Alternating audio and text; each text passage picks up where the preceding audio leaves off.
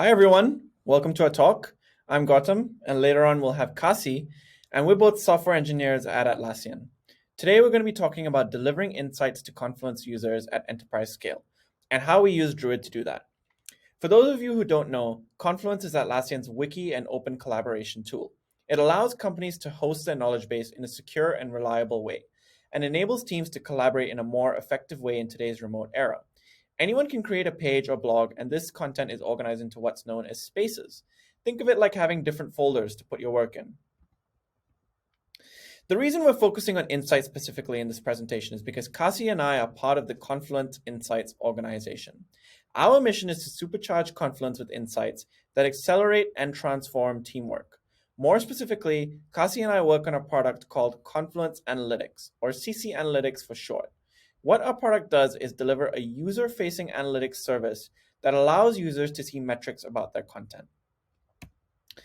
These metrics come in many shapes and forms as we continue to grow our product. We perform complex queries on our data to create experiences like these, where users can see how their content is performing from various angles. For example, users are able to see the most popular content within a space. They can also see who's engaging with their content through our most active readers and contributors metric. But our flagship product has to be the analytics byline, which gives you a bird's eye view of how your page is performing without even leaving the page. The byline is easily our most used feature and gives you the quickest insight into your content. And you can see a screenshot of it in the top right there. But we don't stop at pages and spaces. We take all of the data at an instance level and deliver it back to our users. This feature is highly customizable. Users are able to set a date range and a time granularity, as well as filter by what kind of activity they would like to see. These features became so popular that we started powering this feed on the homepage of Confluence, ironically named the popular feed. It's just a feed to show what the hottest and most trafficked pages are in your instance, making sure that you don't miss anything that's happening. Now, this is all well and good, but what technology do we use to hold and deliver all this data? How do we securely and reliably power all of these features? Is there some sort of database that can do all that? Postgres. Yeah, you heard me right. We actually used to hold all of our data in Postgres, but as Confluence grew, so did CC Analytics. And suddenly, we had way too much data for this little elephant to handle. What used to be the backbone of our service suddenly started giving us query times of up to a minute. And so this started happening. An endless ping pong of loading when you access analytics that would inevitably frustrate any user. It's frustrating me just watching this GIF. So something obviously had to change.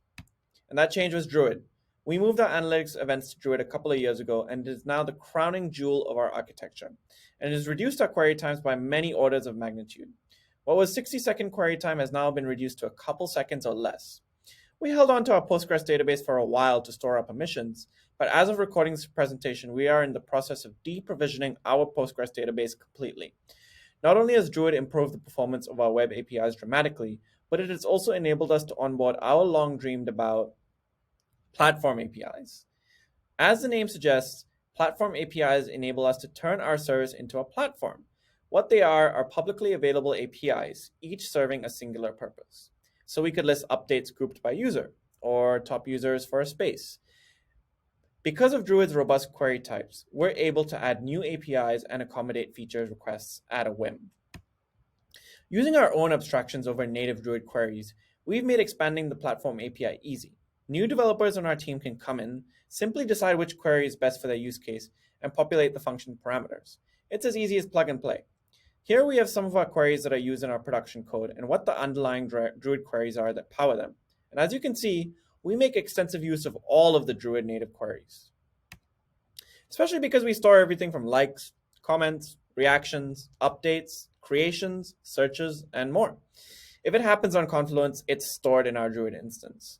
Our data sources are geared to store as much information as possible, such as whether the activity came from a page, blog, or space, allowing us to deliver robust insights every day and continue to expand our product. It's a lot of data for us to ingest, but this is where we utilize another perk of Druid, which is its native ingestion features. We use Kinesis streams to ingest the data directly from Confluence into Druid using ingestion specs. This takes the ingestion load off of our EC2, which is another performance improvement. Back when we were on Postgres, we would have to process the events in our service itself and then insert them into the database, which was a lot of unnecessary work. In fact, Druid has improved our performance so much that we were able to expose platform APIs that actually take some of the load off of Confluence itself. Here's an example of that. These are two very popular Confluence features. On the right, we have a dropdown that shows a list of pages and spaces that you recently viewed, which opens up when you want to search for content. On the left, we have a macro that can be used in Confluence pages that shows an auto-generated summary of contributions to that space. Both of these features were placing significant computational load on Confluence. But with all of our performance improvements due to Druid, we were able to expose platform APIs that satisfy these features. And these statistics are now surfaced by Confluence Analytics. I'll now pass it on to Kasi to do a deep dive into some of our more complex Druid operations. Thanks, Gautam, for walking us through how Confluence uses Druid to build insightful experience. Hello, I'm Kasi. I'm a senior software engineer on the Confluence Analytics team. Today, I'll be talking through the data flow at Confluence and how we use some of the more complex Druid features to ship insightful experiences. But first, a little bit background into Atlassian's data infrastructure. At Atlassian, we have a company-wide event bus called StreamHub that facilitates the delivery of inter-service communication events. Producers, which are usually Atlassian microservices, define schema and publish their events using the StreamHub APIs. Consumer defines subscription that filter out events to the subsets that they are interested in. They would then be able to create resources such as SQS, Kinesis to receive these events. At Confluence, we instrument the user behavioral events through a platform service called CASV3, which then fires the events into StreamHub. Think of CASV3 as one of the event producers in this architecture. For real-time ingestion, Kinesis subscribers are created for the events we are interested in, and Druid reads from the Kinesis stream and stores the data. StreamHub also lands this event into Socrates, our internal data lake. The data in Socrates is used by the data folks and engineers for reporting, checking the status of experience, and building ML models. As Gautam mentioned not long ago, we used to be in the Postgres land. When we migrated from Postgres to Druid, we did our backfills using the historical data in Socrates.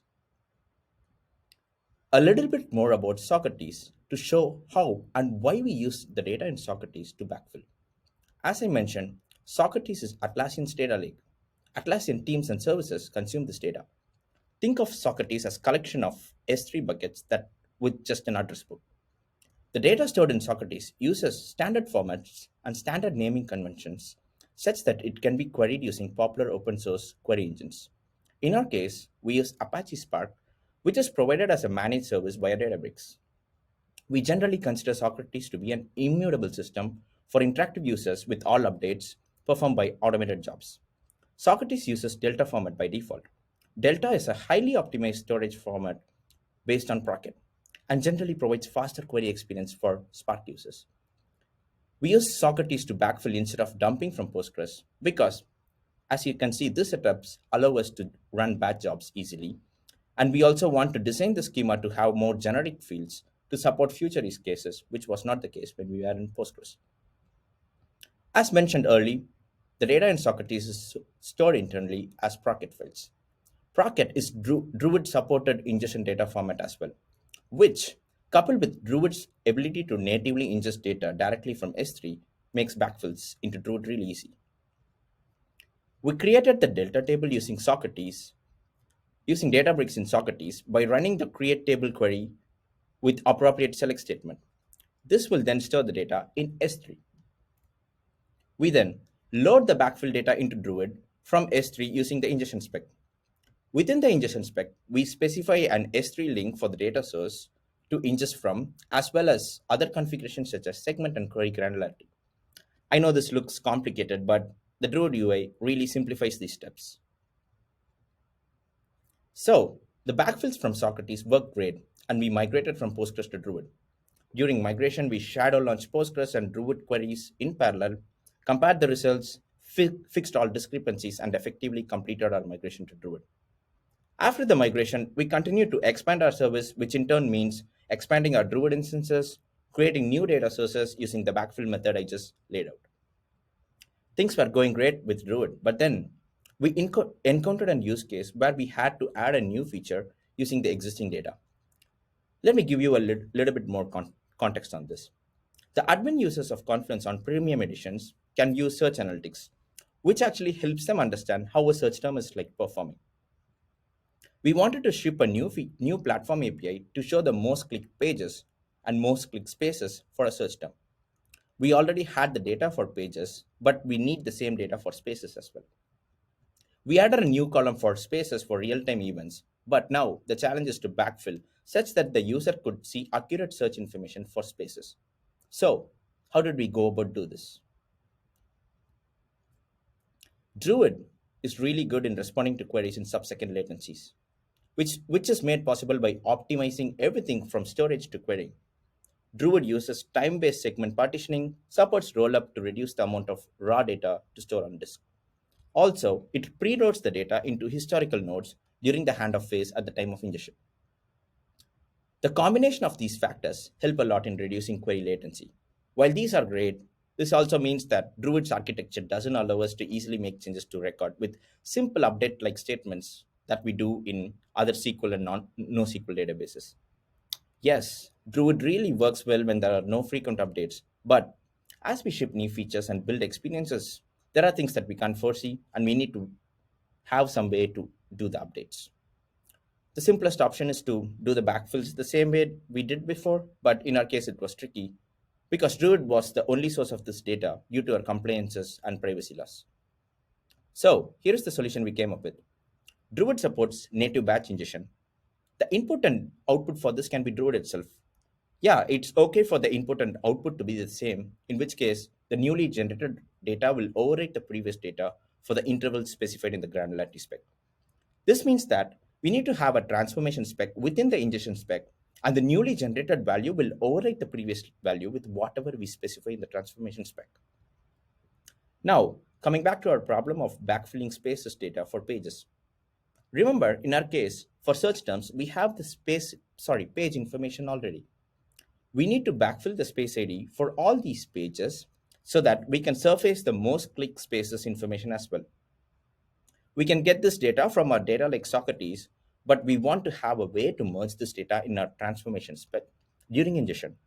In simple terms, since we have the page ID information in the data source already, if we have a key value store with page ID as key and space ID as value, we can just use this information in the transformation spec and that's it. So, how did we do this? We use lookups. Lookups are a concept in Druid where dimension value are replaced with new values, allowing join-like functionality. So, if you want to have a state code CA mapped to California, then the key on the lookup would be CA and the value would be California. Lookup can be both in-memory and globally cached.